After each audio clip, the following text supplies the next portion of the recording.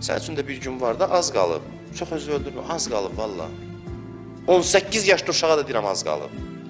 Az qalıb, bir gün sən bu dünyanı tərk edib gedəcəksən və düşəcəksən əziyyətsiz bir yerə də az qalıb. Bir qədər dözmək lazımdır, olduqca az qalıb.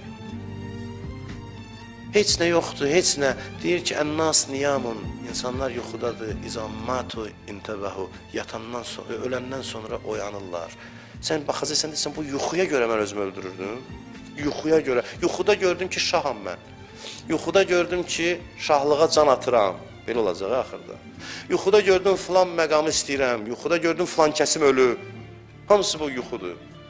Ayılacaqsan, reallıq aləmində görəcəksən, o şəhid anaları da görəcək ki, o şəhid övladları keçmişdə qalan acı bir yuxuymuş. İndi o övlad da burada, özü də burada. Bunlar mənə baxaraq, hər dəfə görürəm, deyirlər ki, biz izləyirik. Mən onlara da müraciət edib deyirəm, yuxudur bu, yuxu. Yuxu reallıq oradadır.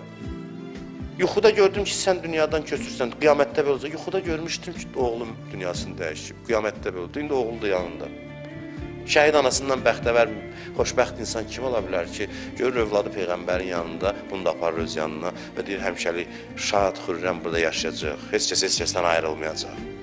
Belə bir aləm gözləyir bizi qarşıda və bunun üçün çətinlik mərhələsini keçmək lazımdır.